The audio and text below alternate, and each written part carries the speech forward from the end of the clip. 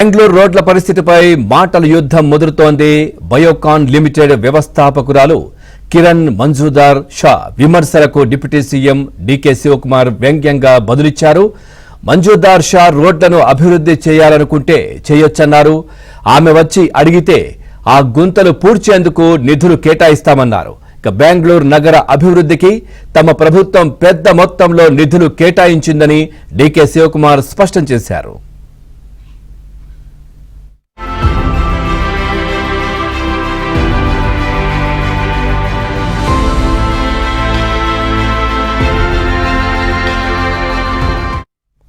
గత కొంతకాలంగా బెంగళూరు రోడ్ల పరిస్థితిపై దేశవ్యాప్తంగా చర్చ జరుగుతోంది. ఈ క్రమంలో బయోకాన్ పార్కుకు వచ్చిన ఓ విదేశీ విజిటర్ నగరంలోని రోడ్లు చెత్తపై చేసిన వ్యాఖ్యలతో తాను ఇబ్బంది పడ్డానని కిరణ్ మంజుదార్ షా ట్వీట్ చేశారు. ఇది కాస్త వైరల్ అయింది. దీనిపై కర్ణాటక మంత్రి ప్రియాంక్ ఖర్గే స్పందించారు.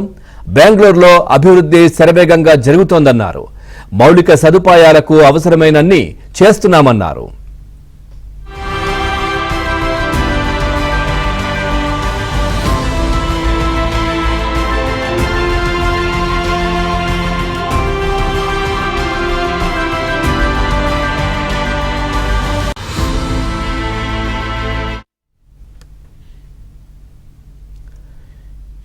రైట్, ఇదే విషయానికి సంబంధించి మరింత సమాచారాన్ని మా బెంగళూరు కరెస్పాండెంట్ రుత్విక్ అందిస్తారు. రుత్విక్, పూర్తి డీటెయిల్స్ ఏంటి? అంటే మాటల యుద్ధం అయితే కంటిన్యూ అవుతోంది. రోడ్ల పరిస్థితికి సంబంధించి బెంగళూరు ఇష్యూ పూర్తి డీటెయిల్స్ ఏంటి?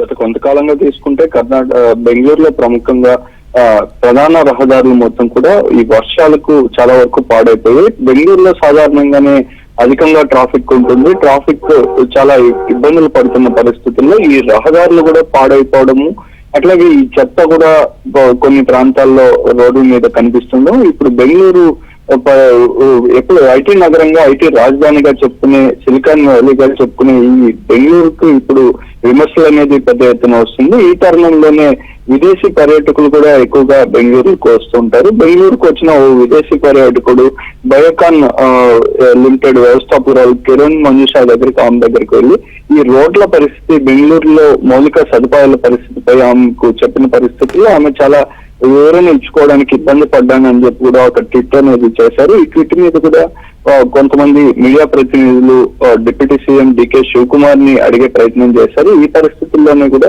డిప్యూటీ సీఎం డీకే శివకుమార్ స్పందిస్తూ కొంత వ్యంగ్యంగా అయితే దీని మీద స్పందించిన పరిస్థితి ఉంది. దీని మీద కూడా పెద్ద ఎత్తున విమర్శలు అనేది వస్తుంది.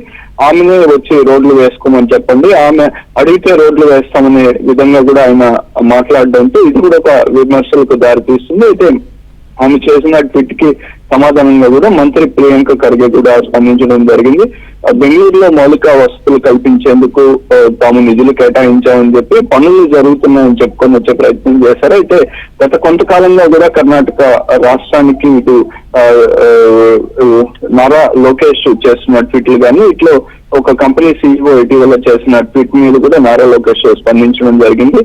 బెంగళూరులో రహదారులు బాగోడు లేదని చెప్పి మౌలిక సదుపాయాలు కల్పించాలని చెప్పి కూడా చేసిన ట్వీట్ కి నారా లోకేష్ కూడా స్పందిస్తూ ఇటు ఏపీకి రావాలని చెప్పి ఏపీలో అన్ని వసతులు కల్పిస్తున్నామని చేసిన ట్వీట్ మీద కూడా పెద్ద ఎత్తున వైరల్ అయింది. దీని మీద కూడా స్పందించడం జరిగింది. ఇలా ఇప్పుడు ఇంతకాలం కూడా బెంగళూరులో మౌలిక వసతులు కానీ ఐటీ రాజధానిగా పేరుగాంచిన బెంగళూరు నగరం ఇప్పుడు చేస్తున్న విమర్శలకు ఇటు ఐటీ కంపెనీ ప్రతినిధులు కానీ, ఐటీ ఉద్యోగులు కానీ, ఇటు విదేశీయుల నుంచి కూడా వస్తున్న సమయంలో ఇలా ప్రతిదీ కూడా ఒక వ్యతిరేకత, పాలన సరిగా లేదని చెప్పి బెంగళూరులో మౌలిక సదుపాయాలు కల్పించాలనే విధంగా అయితే కూడా ఒక చర్చ అయితే నడుస్తున్న పరిస్థితిలో డిప్యూటీ సీఎం ఇలాంటి వ్యాఖ్యలు చేయడం కూడా విమర్శలకు